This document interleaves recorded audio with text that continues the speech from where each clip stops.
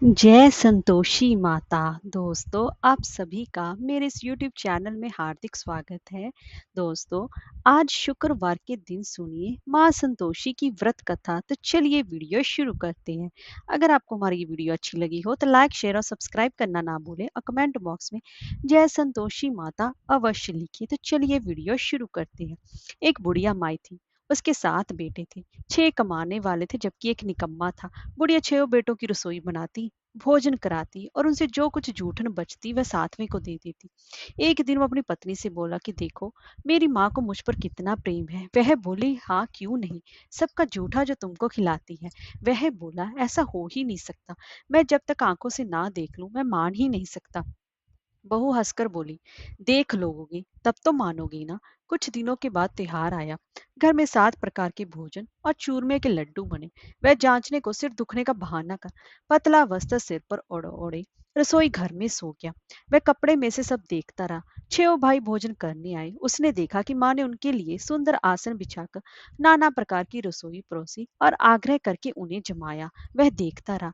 6 भोजन करके उठे तब माँ ने उनकी जूठी थालियों में से लड्डुओं के टुकड़े उठाकर एक लड्डू बनाया। जूठन साफ कर बुढ़िया माँ ने उसे पुकारा, बेटा 6 भाई भोजन करके अब तू ही बाकी है, उठ, तू कब खाएगा।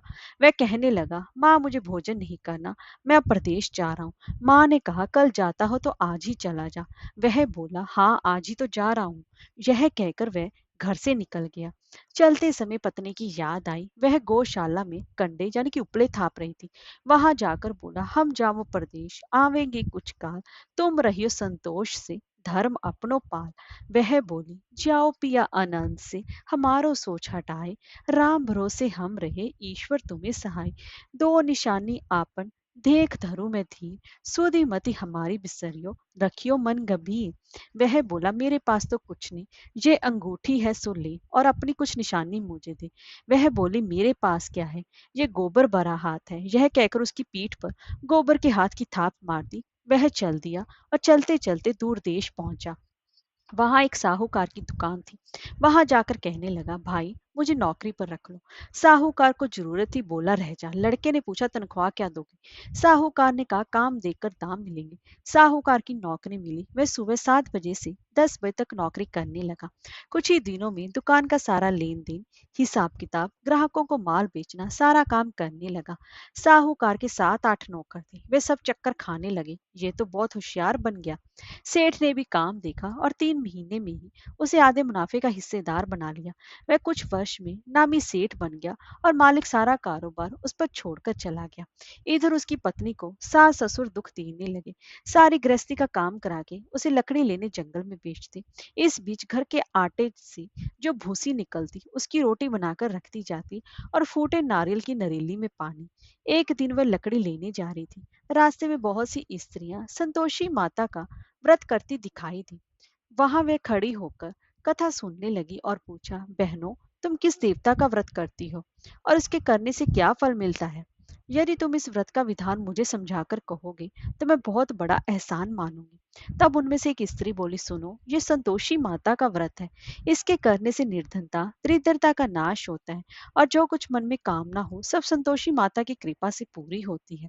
तब उसने उससे व्रत की विधि पूछी। वह भक्तनी स्त्री बोली, 1.25 आने का गुड़ चना लेना, इच्छा हो तो 5.25 आने का लेना या 1.25 रुपये का भी सहूलियत के अनुसार लाना, बिना परेशानी और श्रद्धा व प्रेम से जितना भी बन पड़े सवाया लेना। प्रत्येक शुक्रवार को निराहार रहकर कथा सुनना, इसके बीच क्रम टूटे नहीं, लगातार नियम पालन करना। सुनने वाला कोई ना मिले तो घी का दीपक जला उसके आगे या जल के पात्र को सामने रखकर कथा कहना। जब कार्य सिद्ध ना हो तो नियम का पालन करना और कार्य सिद्ध हो जाने पर व्रत का उद्यापन करना।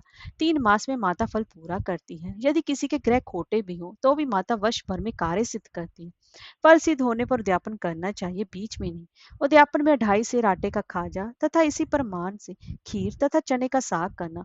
8 लड़कों को भोजन कराना, जहां तक मिले देवर जेठ भाई बंधु के हों, ना मिले तो रिश्तेदारों और पास पड़ोसियों को बुलाना।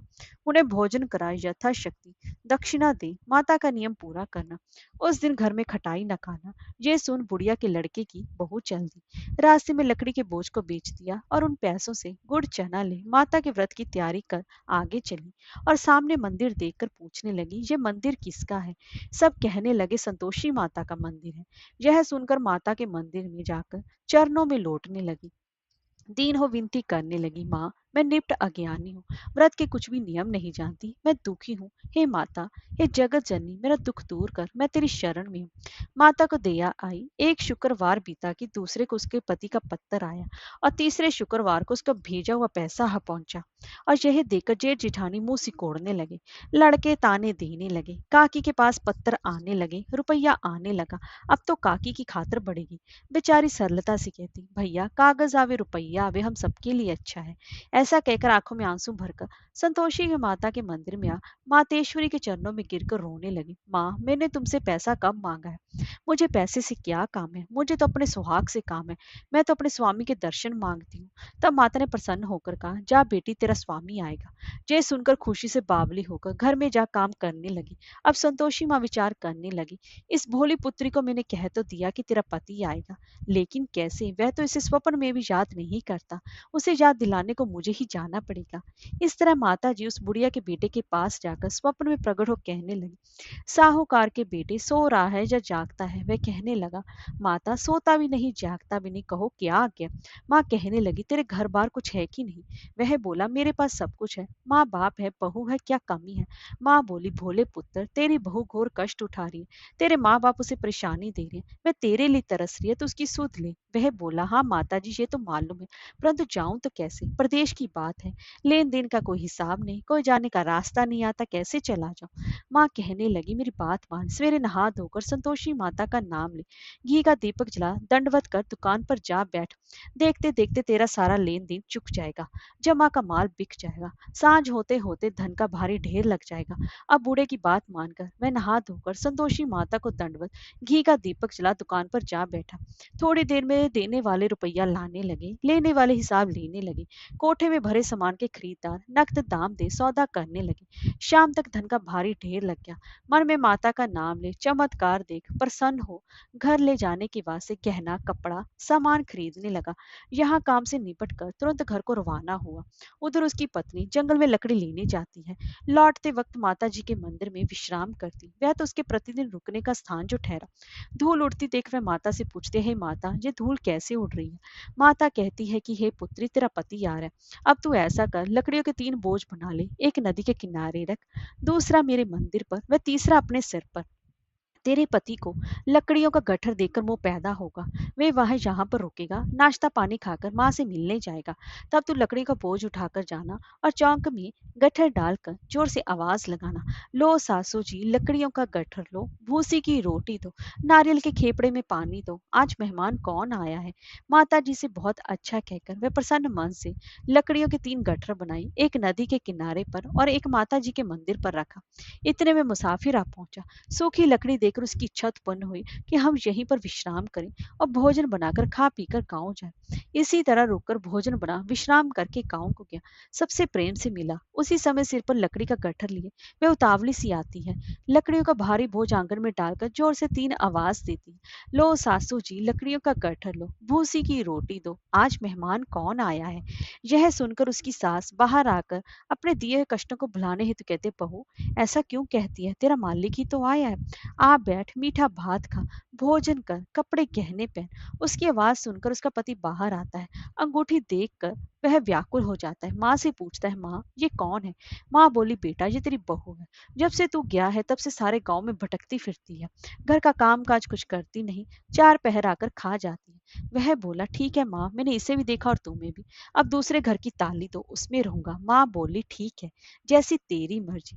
तब वह दूसरे मकान की तीसरी मंजिल का कमरा खोलकर सारा सामान जमाया।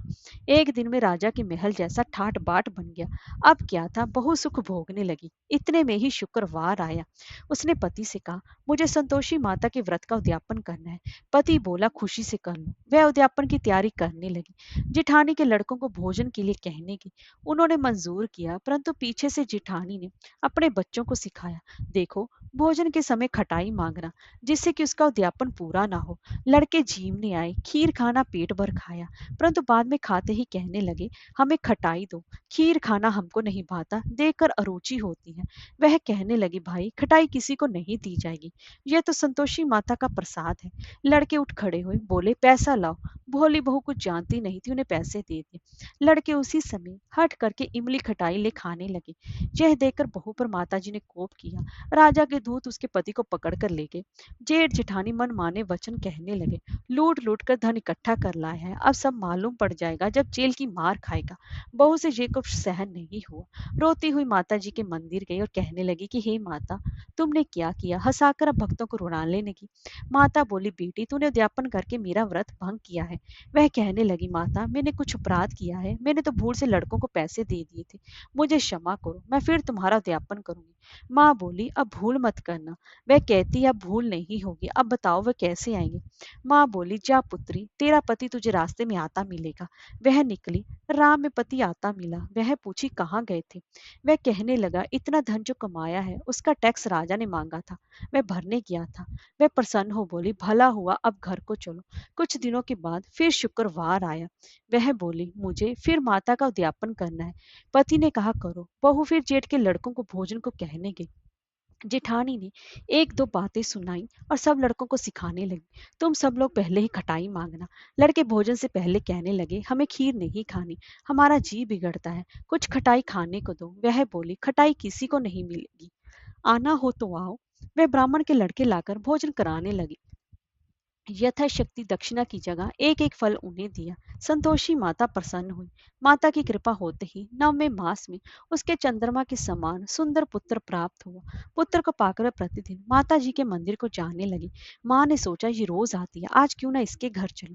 ये विचार कर माता ने भयानक रूप बनाया। गुड़ चने से सना मुख, ऊपर सूंड के समान होठ, उस पर मक्खियां भिन भिना रही थी। देली पर पैर रखती उसकी सांस चलाई। देखो रे, कोई चुड़ैल डाकिन चली आ रही है, लड़कों इसे भगाओ, नहीं तो किसी को ये खा जाएगी। लड़के भगाने लगे, चिल्लाकर खिड़की बंद करने लगे। बहू रोशनदान में से देख रही थी। प्रसन्नता से पगली बंद चिल्लाने लगी, आज मेरी माता जी मेरे घर आई है, वे बच्चे को दूध पीने से हटाती है। इतने में सास का क्रोध फट पड़ा। वह बोली, क्या उतावली हुई है, बच्चे को पटक दिया। इतने में माँ के प्रताप से लड़के ही लड़के नजर आने लगे। वह बोली, माँ मैं जिसका व्रत करती हूँ, ये संतोषी माता है। सबने माता जी के चरण पकड़ लिए और विनती कर कहने लगे कि हे माता, हम मूर्ख हैं, अज्ञानी हैं, तुम्हारे व्रत की विधि हम नहीं जानते, व्रत भंग कर हमने बड़ा ही अपराध किया है, जग माता आप हमारा अपराध क्षमा करो। इस प्रकार माता प्रसन्न हुई। बहू को प्रसन्न हो जैसा फल दिया वैसे माता सबको देना। कहानी कहने वाले सुनने वाले की, सभी की मनोकामनाओं को पूर्ण करना। जय हो संतोषी माता की।